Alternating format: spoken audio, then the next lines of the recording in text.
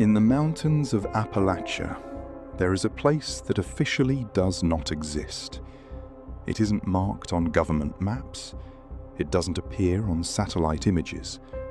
Survey teams have searched for it and failed. And yet, for nearly 200 years, people have described the exact same location.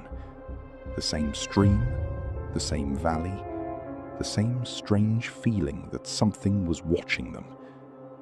Some called it a forgotten hollow. Others called it a tear in reality. But among the older mountain families, it had a different name. They called it the place that moves. And according to local legend, once you find it, it never lets you leave completely. This story begins in the summer of 2019, when a graduate student named Ethan Walker decided to prove that the legend was nothing more than Appalachian folklore. By the end of that summer, he wasn't so sure anymore. Ethan was 26 years old. He was studying environmental history at a university in North Carolina. His research focused on forgotten settlements hidden throughout the Appalachian Mountains. He wasn't interested in ghost stories. He wasn't looking for mysteries. He believed every story had a logical explanation. Old records, bad maps, faulty memories. That was usually the answer. Then he found something strange. While researching abandoned communities in eastern Kentucky, he came across several journals written between 1847 and 1912. The journals belonged to different people, different families, different decades. Yet all of them described the same place, a hidden hollow surrounded by steep ridges, a narrow stream running through the center, and an old oak tree split in half by lightning. What caught Ethan's attention wasn't the description, it was the location. Each journal gave coordinates, different coordinates, sometimes miles apart. But the physical description never changed. The hollow was always exactly the same. At first, Ethan assumed it was a copying error, but the more records he found, the stranger it became. A hunter's diary from 1884, a surveyor's report from 1902, a newspaper clipping from 1936, all describing the same place. Yet no two records agreed on where it was. One old newspaper article carried a headline that Ethan couldn't stop thinking about. Local search party returns empty-handed. The article described 3 men who spent 6 days looking for the hollow after hearing stories from local residents. They never found it. The strange part? Several people claimed they had been there only weeks earlier. Ethan became obsessed. Months later, he drove into eastern Kentucky to investigate. The mountains there feel different. The roads twist endlessly through forests. Cell service disappears. The trees seem to swallow sound. Locals still tell stories passed down for generations, and nearly everyone Ethan spoke to had heard of the hollow. An elderly woman at a diner paused when he mentioned it. She stared at him for several seconds, then quietly said, "You don't go looking for that place." Ethan smiled. "Why not?" The woman looked toward the mountains. "Because sometimes it looks back." The conversation stayed with him, but it didn't stop him. It only made him more curious. For 2 weeks, he interviewed residents. Most had never seen the hollow, but many knew someone who claimed they had. The descriptions never changed. A narrow valley, a stream, a split oak tree, and an overwhelming feeling that time moved differently there. One man told Ethan his grandfather entered the hollow while hunting. The grandfather believed he had spent an afternoon exploring. When he returned home, 3 days had passed. Ethan wrote it down. Another mountain legend. Nothing more. Or so he thought. Then he met a retired forest ranger named Thomas Reed. Thomas had worked in the region for over 30 years. Unlike everyone else, he seemed uncomfortable discussing the Hollow.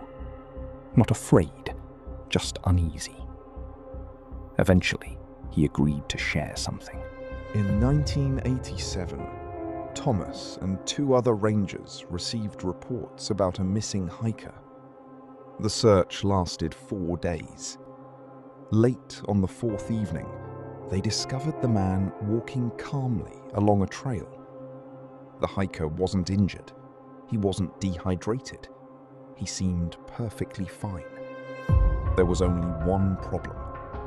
The man insisted he had been missing for less than 2 hours. Thomas never forgot what happened next. The hiker pulled out a wristwatch. The watch still displayed the correct day, according to him, but it was 4 days behind everyone else's calendar. Thomas admitted he couldn't explain it. Neither could the hiker. That story should have sounded ridiculous, yet Thomas didn't seem like someone who enjoyed telling tall tales. He sounded disturbed, like he genuinely wished he had never experienced it. By the end of their conversation, Thomas handed Ethan a folded piece of paper. On it was a rough sketch, a location. Not exact, just an area where strange reports seemed to cluster. "You're probably not going to find anything," Thomas said. Then, after a pause, he added, "I hope you don't." 3 days later, Ethan entered the mountains alone. He carried camping supplies, GPS equipment, maps, a satellite phone, everything necessary for documenting remote terrain. The first day was normal. The second day was harder. Dense forest covered the ridges. Visibility dropped. The terrain became increasingly difficult. Then, sometime around noon, Ethan noticed something strange. His GPS began behaving erratically. Coordinates drifted. The screen occasionally froze. At first, he blamed poor signal coverage, but the issue continued. Several hours later, he crossed a narrow ridge, and suddenly the forest opened. Below him sat a small hollow. A stream wound through the center. Sunlight reflected off the water. And near the opposite side stood a massive oak tree, split directly down the middle, exactly as described. Ethan felt a chill, not because of fear, because he knew what he was looking at. The hollow from the journals, the one nobody could locate consistently. For the next several hours, he photographed everything: the stream, the tree, the surrounding ridges. He recorded coordinates repeatedly. Each reading was slightly different. At one point, his GPS shifted nearly 2 miles without him moving. That night, he camped near the stream. The forest was unusually quiet. No insects, no distant animal sounds, just silence. Around midnight, Ethan woke suddenly. Something felt wrong. The air seemed heavier, the darkness deeper. Then he noticed movement. Across the stream, a figure standing beneath the split oak tree. Human, motionless, watching. Ethan grabbed his flashlight. The beam crossed the water. Nothing was there, just empty ground. He barely slept afterward. The next morning, he packed his gear and began hiking out. The return journey should have taken 4 hours. Instead, it took nearly 12. Several times he found himself back near the stream, even though he was certain he was walking away from it. Late that evening, he finally emerged onto a road. Relieved, exhausted, confused. He checked his phone and froze. According to the date displayed on the screen, 6 days had passed. Ethan stared at it, certain it was wrong. His watch disagreed. His camera timestamps disagreed. Everything he carried suggested he had spent less than 2 days inside the hollow. But the outside world told a different story. When he reached town, the confusion deepened.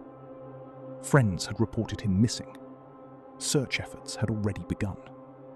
Everyone believed he had vanished nearly a week earlier. Ethan tried explaining. Nobody believed him.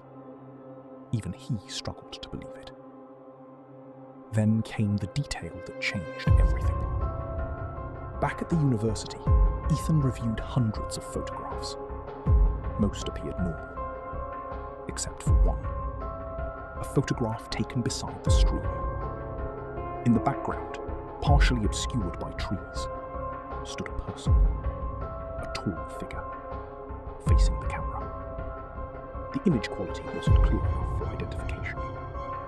At first, Ethan assumed it was another hiker, until he zoomed in. The clothing looked wrong, not modern. The figure appeared to be wearing suspenders and a long coat. Clothing more common a century earlier. But that wasn't the unsettling part. The unsettling part was the face. Because after enhancing the image, Ethan noticed something impossible. The figure strongly resembled a man from a photograph he had found during his research. A surveyor who disappeared near the hollow in 1902. A man never seen again. The resemblance was almost exact. Same eyes, same jawline, same expression. Ethan never published the photograph. He never submitted his research. Within months, he abandoned the project entirely. Friends noticed changes. He became withdrawn, quiet, almost paranoid. Whenever anyone mentioned the hollow, he changed the subject. Years later, he finally explained why. During a private interview with a colleague, he revealed something he had never told anyone. The night he camped beside the stream, he had heard a voice, very faint, almost like a whisper.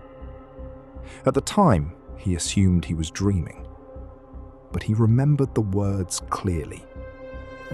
The voice had said, "You've been here before." The problem? Ethan had never visited the hollow before. At least, not that he could remember. Today, if you search official maps, you'll find nothing unusual in that region.